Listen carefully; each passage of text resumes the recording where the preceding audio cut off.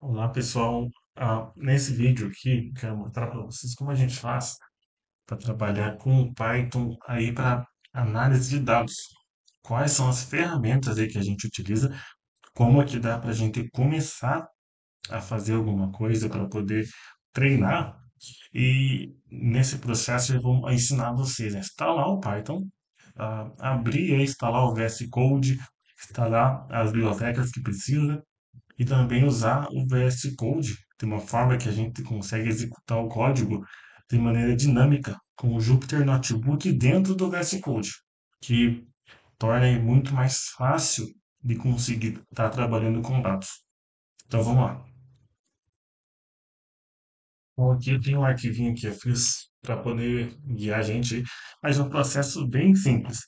Então, para poder fazer a instalação aí do Python, a primeira coisa que a gente tem que fazer é lá no arquivo do Python. Eu vou disponibilizar esse material, esse na descrição do vídeo, mas é bem tranquilo. Então, aqui a gente vai lá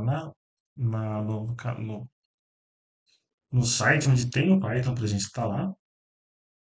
Bem fácil. Então, aqui acessei o site. Aqui esse o site do Python, a gente tem aqui então quais as versões do Python que a gente vai instalar. Tem aqui as versões que são as que estão principais versões, né? Data de que foi publicado, né? É sempre recomendado, se for começar, a pegar a última versão. Pode ser que às vezes alguma biblioteca que eu use aqui dê algum problema com a biblioteca que vocês têm aí. Eu vou entrar aqui, vamos baixar aqui um Python, por exemplo. Vamos baixar aqui embaixo. Download da versão 3.12. Então ele abre aqui, né? A versão que a gente espera do Python para baixar. Lá embaixo eu posso baixar então o Windows Installer aqui, ó. 64 bits, que no meu caso é 64. Provavelmente a tua máquina vai ser 64. Ó, é muito importante essa tela. Você marca aqui embaixo, ó. Add Python to Path. Porque essa versão aqui, se você adicionar o path, você não precisa fazer ou adicionar manualmente o Python no path. O que que é o path? Eu vou mostrar aqui quando você abre um CMD, por exemplo. Você está aqui no CMD. Quando você executa o comando Python, ele reconhece que esse Python é um comando. Então isso é adicionar um path, que facilita para você não ter que fazer essa forma manual. Eu não vou instalar aqui porque eu já tenho instalado. Eu não quero dar conflito com as bibliotecas que eu já estou usando. Eu vou cancelar, mas é só dar um install nela, avançar. É bem fácil. E a segunda coisa que a gente tem que instalar aqui é o VS Code. Ó, aqui, caso você não tivesse adicionado aquela opção Add Python, teria que ser feito pela variável dentro do sistema. Enfim, aqui então a gente vai baixar o VS Code, né? Vamos lá. Então aqui a gente entra, né? Code.visual Studio. Ou se procurar no Google, vai ser a primeira ali que vai achar o Visual Studio Code. É só dar um download aqui direto e é bem fácil para instalar. Então instala sem erro.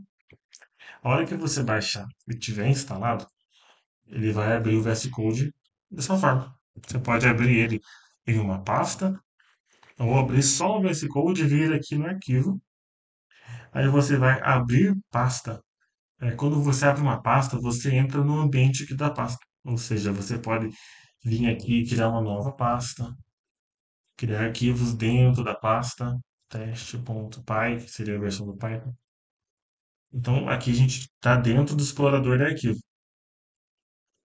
O que que a gente precisa para poder rodar o Python e rodar o Jupyter Notebook no Visual Studio é vir lá no Extensões. Aqui a gente vai instalar então Python. Ó, eu já tenho instalado, é o Python da IntelliSense, pode instalar.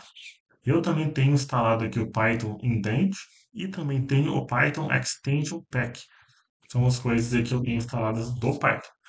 Então, ó, vamos abrir aqui. Você pode instalar esses três aqui, vai entrar, pode sem medo instalar. Instala também para melhorar, fazer a indentação do código e a extensão do pacote de Python também.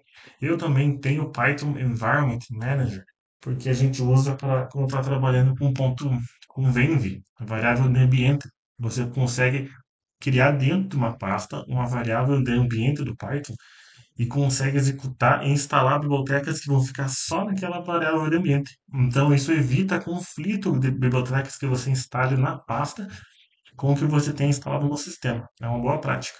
Mas eu não vou fazer isso agora, vamos pelo mais fácil, que seria instalar também agora o Jupyter. É importante, ó, você vai instalar então o Jupyter. Ó, tá pedindo para eu recarregar aqui, deve ter tido uma atualização. Não vou recarregar agora, né? Não precisa, mas então instala o Jupyter. E quando você instalar, tem duas, aí três bibliotecas que são essenciais para fazer a instalação. Quando você vai fazer uma instalação de uma biblioteca no Python, tem que fazer dois comandos, que é você fazer o pipe, é o pip, né? Pipe install. Pronto. Feito isso aqui, você só precisa colocar o nome da biblioteca que você vai instalar.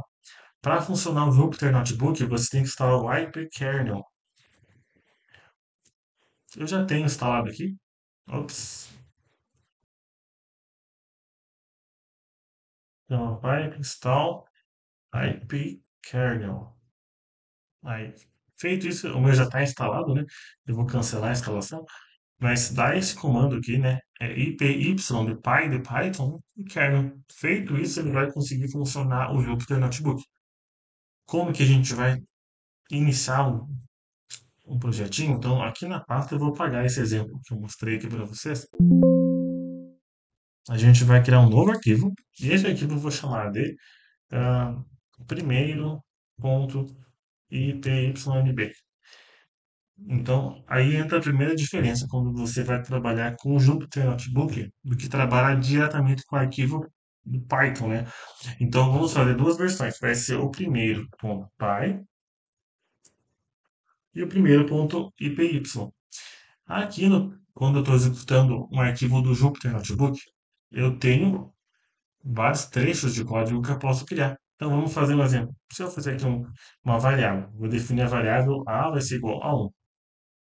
Aqui, ó, quando eu dou um Ctrl Enter ou um Play, ele pede para selecionar qual ambiente do Python eu vou usar. Eu vou usar o ambiente padrão do meu sistema.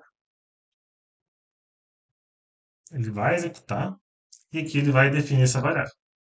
Então, eu consigo alterar essa variável praticamente em tempo de execução. Por exemplo, se eu vim aqui e disser, só para poder imprimir o A, print A, ele vai mostrar o valor 1, ou seja, é o valor de A. Se eu vim aqui no outro bloco de código e pedir para ele transformar para o valor 2,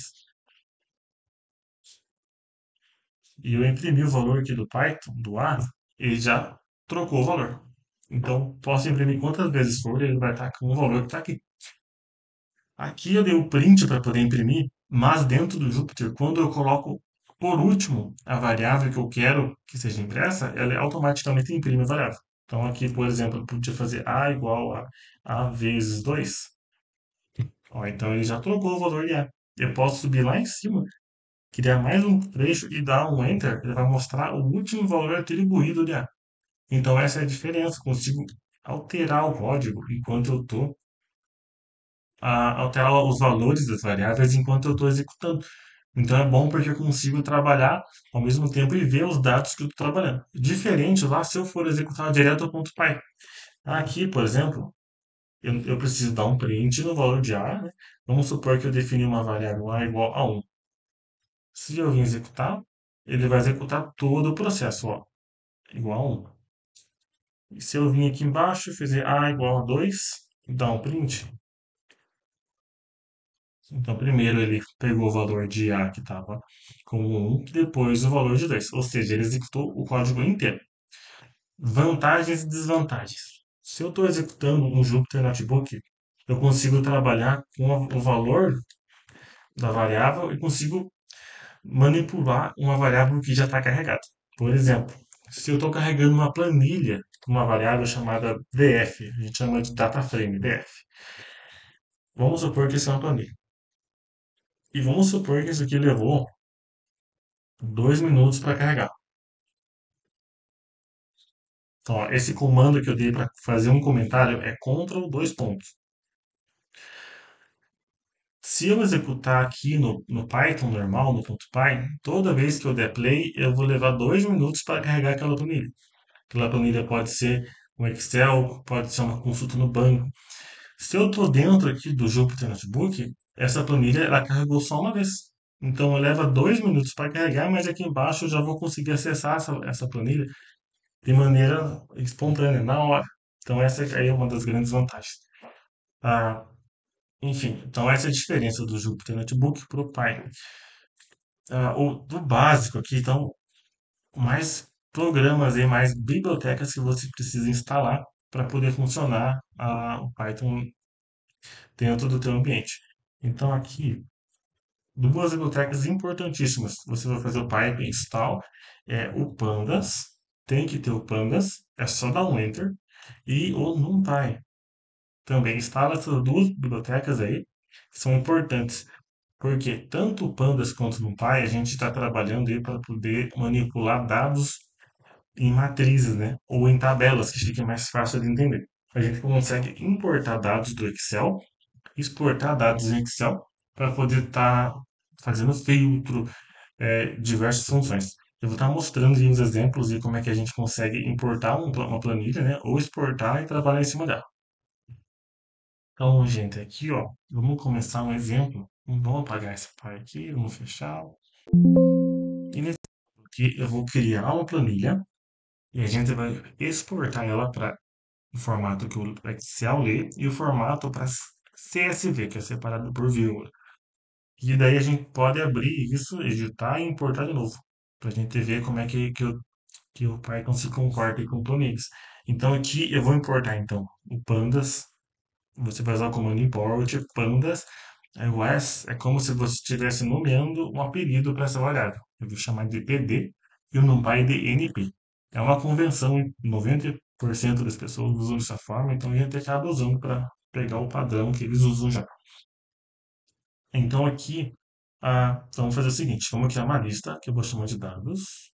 Essa lista, eu vou fazer o seguinte, é uma lista, e aqui eu vou colocar um nome, esse nome vai ser nome 1, e dentro aqui é o segundo valor para esse nome, que seria um telefone. Vou colocar 42, precisa ser um valor verdadeiro. Vou fazer aqui mais. Esse comando é Alt e Shift, ele duplica a linha. Então é importante, facilita a tua produção, né, a velocidade, né? Aqui vamos colocar um 12, vamos colocar aqui um 13, um 14 e um 15. Então, se a gente imprimir, é uma lista de listas. Opa, faltou a vírgula. Vírgula com o lugar errado. Ó, então, aqui é vírgula, vírgula, vírgula, vírgula. Então, é uma lista de listas. Literalmente, como se fosse uma coluna, outra coluna. Se eu usar aqui agora o pandas, vou fazer o seguinte. pd.dataframe, pandas.dataframe. As saudades, olha o que ele fez. Ele transformou isso aqui numa tabela para nós, uma matriz. E eu posso dar o nome das colunas. Se eu vim aqui, então, columns, eu vou dar o nome de nome, e o segundo vai ser telefone. Então, a gente agora tem o nome e o telefone, são as duas colunas. Por padrão aí no Python, a gente evita dar o nome com letra maiúscula. A gente geralmente evita é, caracteres especiais, acentos, espaço. Sempre que for usar um espaço, a gente usa o underline, por exemplo, telefone completo. Um exemplo, né? Porque mais para frente, quando for acessar essa variável, você tem mais facilidade para isso. Então aqui eu vou chamar de df. Isso aqui é um data frame. Quando você usa dentro aí do Python, do Pandas, e transforma para poder manipular uma tabela, a gente usa muito é o data frame. Então o apelido de data frame é df. E claro, você pode dar o nome da tabela que for, telefones, etc. Mas nesse caso eu vou nomear como df. Então eu vou criar mais um bloco de código, que está o nosso df. Eu vou exportar para Excel. É muito fácil. É como ele é um objeto do Pandas, o Pandas já tem essas funções pré-definidas, que é o ponto to underline Excel. Então aqui eu só vou abrir, aí eu posso só colocar o nome da tabela. Vai ser dados.xlsx. A gente tem que definir o tipo dessa tabela. Eu podia exportar esse dado para qualquer pasta dentro do meu computador. Basta eu colocar o caminho inteiro da pasta. Aqui, então, eu vou colocar index igual a false. Por que que index igual a false? Porque esse lado aqui, ó, a gente vê que tem um índice que é 0, 1, 2, 3. Eu não quero importar esse índice, eu quero que venha só as informações. Então, eu vou dar um executar. Ó, muito bem, ele abriu do lado uma tabela. Eu vou lá, então, apertar com o botão direito, vou lá em revelar no explorador de arquivos, e aqui eu tenho nossa tabela. Vamos abrir aqui para ver como é que tá. Então, uma tabela feita em Python, 100%. Ah, mas por que que é importante fazer uma tabela em Python? A gente consegue, por exemplo, usar um web scraping, gerar todas as informações ali em uma lista, criar um data frame e exportar isso aqui para uma tabela e depois filtrar. Então é bem interessante. Ó, aqui eu vou editar, então eu vou mexer, colocar o nome 5, vou colocar um telefone, nome 6, mais um telefone, e aqui eu vou colocar mais uma coluna, vai se chamar endereços. Não tem problema você não pegar o padrão aqui, vamos só escrever endereço, e rua X, rua Y, rua D, rua teste, rua nova, rua 1, 2, 3, a atividade está grande. Vou salvar esse arquivo aqui, arquivo, salvar, ok, vamos usar o formato aqui, e fechei. Agora, o que que eu vou fazer? Eu quero ler esse arquivo. Então, assim, arquivo lido vai ser igual. Ah, eu vou usar a mesma coisa, eu vou usar a biblioteca do Pandas. Pandas é o pd. Da mesma forma que eu tenho to Excel que vai exportar para Excel, eu tenho o read Excel que é o que vai ler do Excel. Só preciso passar o nome da informação. Vamos dar um Ctrl Enter, leu sem nenhum erro, vamos abrir um novo código, peguei aqui a variável e vamos ver. Muito bem. Então, automaticamente, ele leu a informação que está na tabela. A gente tem muita forma de trabalhar com esses dados, porque quando é uma tabela que é preenchida manualmente ou que é exportada de um sistema, geralmente pode vir acontecer ter algum erro. Então, eu vou simular um erro aqui para gente. Não digo um erro, né, mas uma condição que a gente precisa tratar o dado. Vamos supor aqui que essas três linhas aqui não tem. Vamos apagar aqui, vamos salvar e vamos, ok. Aí vamos ler de novo o arquivo. Eu posso muito bem pôr na mesma linha que vou reler esse arquivo, dar um Ctrl Enter. Vou apagar isso aqui. Ó. Então agora a gente tem então as colunas, né? Mas tem duas informações faltando. Acontece muito, você pode pegar esse problema, enfrentar isso aí em alguma importação de dados. O que que eu posso fazer? Tem várias formas de eu lidar com isso, várias mesmo. Eu posso muito bem, por exemplo, abrir um colchetes e aqui eu vou colocar um dois pontos. E quando eu coloco um dois pontos, ele está pegando tudo. Ele está pegando todas as informações. Eu posso colocar que eu quero a partir da segunda linha. Então, o que que ele fez? Ele pegou a partir da segunda linha em diante. Eu posso colocar a partir da primeira linha. Eu posso colocar da segunda até a quarta linha. Ou seja, a gente pode trabalhar de muitas formas aqui. Ou como são informações que são nulo, eu posso fazer um carry. Aqui no carry, então, eu vou abrir um novo arquivo, uma nova linha. Então, ó, é muito legal. Eu vou botar ponto carry. E aqui eu faço como se fosse um SQL, mas voltado para o Python. Não é um SQL, mas é uma forma de fazer uma pesquisa. Então, eu quero todas as informações que sejam nome, a coluna nome. Então, essa é a coluna nome. Nome.isName. Ou seja, que é nulo. Se eu der um Ctrl Enter, ele me retornou somente as colunas, as linhas que são nulo. Se eu vir aqui embaixo e dar o que não são nulo, basta colocar um acento que tio. Ele entende que é a operação inversa. Então eu consigo trabalhar dessa forma. E também, vamos supor, se você quer fazer mais de uma carry, eu posso vir aqui que o nome não seja nulo, and nome.str, ou seja, quando eu faço isso, eu estou chamando a coluna e estou acessando a variável string, mas isso só funciona se a coluna for de string. Então, eu vou definir que string.contains Aí eu posso colocar entre aspas simples, ahn, 3. Então ele vai achar todos que contém 3. Muito importante. Nome.contains, a string.contains, eu só posso usar se eu não tiver nenhum valor nulo. Ó, eu vou deixar os valores nulos aqui e vou tentar fazer a consulta. Ele vai dar erro. Esse erro aqui ele fala que não pode, né, usar máscara X tal, tal, porque tem valores nulos.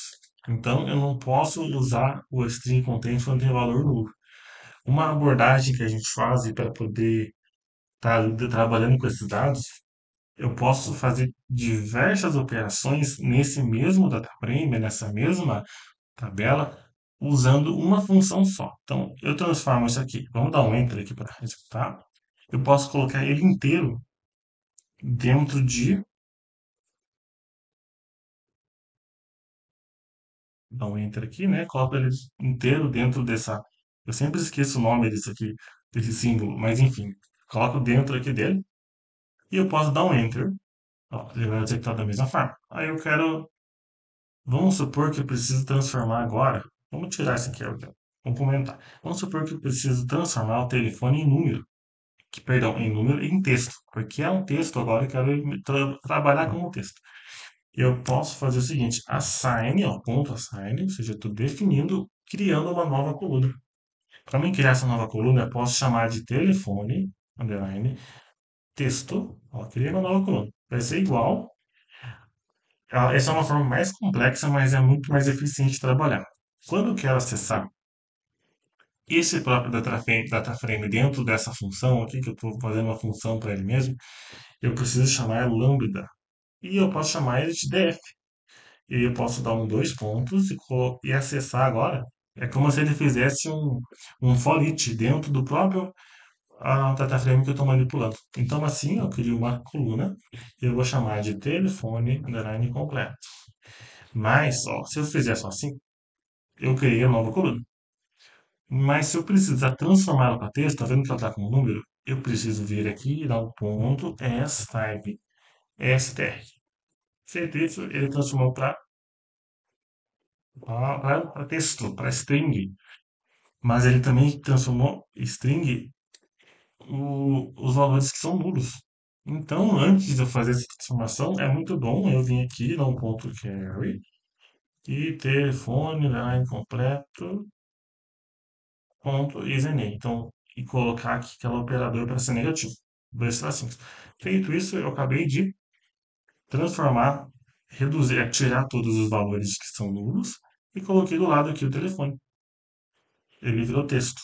Vamos supor agora que eu queria remover esse ponto zero aqui do lado, que para mim não está fazendo sentido. Eu posso fazer a mesma coisa, ponto assign. Aqui eu vou referenciar a própria coluna. Então, eu vou fazer aqui, ó, telefone texto vai ser igual de lambda df, aí, que é o data frame, referenciando o próprio data frame. Aí, vou vir aqui e vou criar, vou acessar a coluna, né? Quando eu quero acessar uma coluna, eu abro colchetes e eu coloco o nome da coluna.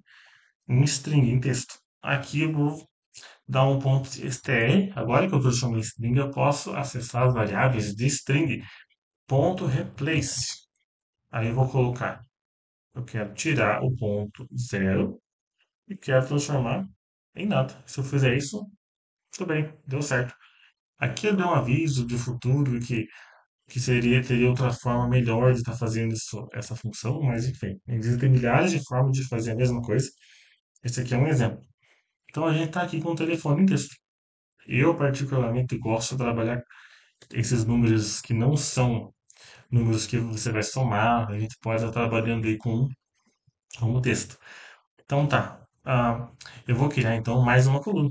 Vamos fazer o seguinte, eu vou vir lá no dados, então para ficar mais fácil, aqui tem as informações, é mais fácil vir por aqui. Vamos vir aqui então no dados, eu vou criar mais uma condição. Aqui vai ser nome então vai ter um telefone, aqui também vai ser um endereço X. Agora eu vou criar a cidade. A gente vai fazer um agrupamento por cidade. Então aqui eu vou chamar de cidade 1. Então a gente vai ter duas pessoas na cidade 1, três na cidade 1 e duas na cidade 2. Eu vou salvar, vou fechar. e vamos reler o arquivo. Então aqui eu vou ler o arquivo, vou ler rapidinho o arquivo leve e vou executar. Ó, agora tem mais informações. Eu deixei uma coluna que seria nome 2 nulo de propósito, né, para a gente ver. Tirou o nome número 1. E agora vamos agrupar por cidade. Vamos fazer o seguinte, eu quero contar quantas pessoas tem naquela cidade.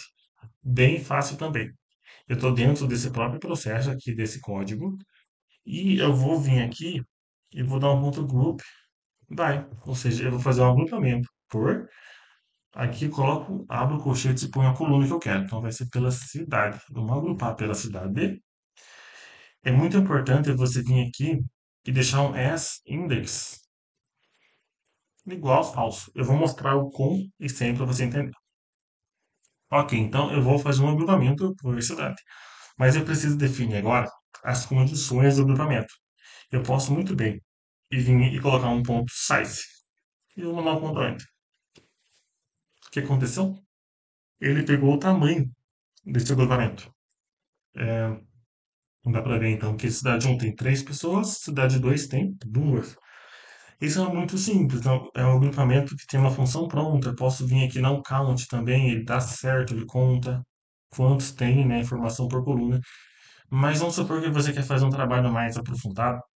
Você pode fazer o seguinte: você vai vir aqui no ponto AGG, vai criar aggregate, né? AGG, abre a função e você vai adicionar aqui a condição. Então, eu vou fazer o mesmo que seria o size, mas vamos criar, não, vou chamar de quantidade. Vai ser igual, vou abrir e colocar a coluna que eu quero. Então, a coluna vai ser nome e eu vou dar uma vírgula NP, aí eu vou dar um NumPy. Vou usar um NumPy aqui, que é o NP, que eu importei, que ele é um operador que ajuda a fazer operações ali com o DataFrame. Ponto, count não zero. Vou dar um Ctrl Enter, é a mesma informação. A diferença, por que que eu tenho essa vantagem? É mais verboso, tem que escrever mais código, mas é porque eu consigo fazer mais informações. Vamos supor que você quer ver o nome de quem, ou colocar, ou ver o nome das pessoas que estão ali. Como é pouca informação ali, fica fácil de ver o nome. Então, assim, nomes participantes. Esse é o nome da coluna que eu vou dar um, eu vou fazer igual, e vou colocar um nome. Aí tem uma função que é interessante. Usando o próprio Lambda, eu vou vir aqui em Lambda, eu vou fazer x, que seria cada valor, eu vou dar um, dois pontos e vou fazer o seguinte. Para cada valor de x que ele encontrar, eu quero que ele abra esse texto, quero que ele adicione x. Se eu fizer isso, olha o que ele fez. Então, ele vinha aqui nas 3 pessoas que tem e mostrou quais são as 3 pessoas. É legal isso aqui para certas análises, mas quando tem muita informação, não é interessante você fazer isso. O que dá para fazer ah, também, em alguns casos, é você fazer ponto unique. Porque nesse caso ele vai mostrar só os nomes que são únicos. Por exemplo, aqui como são únicos não tem problema. Mas vamos supor que você está fazendo um agrupamento por nome. Vamos tentar agrupar por nome. Aqui, ó. Então, olha o que aconteceu. Eu agrupei por nome. E vamos colocar cidades. Aqui vai ser cidade. Ó, eu vou deixar sem o unique para a gente ver como é que ele se comporta. Então, eu agrupei por nome, ele me trouxe a quantidade. Não tem nomes iguais. E também que não tem cidades repetidas. Eu vou criar um nome repetido para a gente ver. Vamos lá. Vamos supor que tem 2 nomes 6 aqui. Vamos criar repetido mesmo. Atenção a gente aprender. Eu vou ler o arquivo e vou executar de novo. Ó, então, quando tem 2 nomes repetidos dentro da mesma cidade, ó, ele viu que tem 2 nomes 6. Ele trouxe as cidades iguais. Ou seja, tem informações ali que a gente não quer ver repetido. Vamos supor que quero ver só o que é único. Então você vem aqui, ponto e unique. Ó, então ele me trouxe, tem 2, mas as cidades que não são repetidas, né? Tem só uma cidade. Então, essa é uma forma de a gente trabalhar com esses dados. A gente manipulou, a gente criou nova coluna. E se eu quiser armazenar esse valor numa variável, basta eu vir aqui, né, e fazer assim, arquivo lido igual, pronto. Agora, sempre que eu for acessar o arquivo lido, ele já está, já está trabalhado da forma que eu quero. A gente consegue, vamos voltar aqui para a cidade. Ó, aí tem um problema. Como eu peguei essa variável e renomeei com o valor dela mesma, eu não vou conseguir executar esse mesmo processamento. Vou dar um, ó, vamos por a cidade aqui e vamos dar um ponto enter, ele vai dar erro, porque ele não tem telefone completo, porque ele mudou a variável. Então, é importante aí, né, se eu for executar de novo, talvez se você for fazer muitas manipulações nesse arquivo, talvez seja melhor você dar um novo nome para ele. Então, arquivo lido, underline, ó. Então, a gente consegue trabalhar dessa forma. O telefone completo, vamos colocar aqui, aqui, ó, underline. Aí, ó, perfeito. Então, gente, esse foi um exemplo aí bem básico sobre como trabalhar com manipulação de dados, usar o agrupamento, usar e criar colunas, né? É um básico aqui para ajuda a dar um start, um início aí na análise de dados, né? Eu vou fazer mais vídeos sobre isso, de forma que fique mais claro e mais fácil de estar trabalhando. Por enquanto, obrigado aí por ter assistido, curta o vídeo aí, se inscreva no canal que a intenção é estar trazendo mais vídeos aí para análise de dados, né? Usando Jupyter, usando Pandas e NumPy. Obrigado.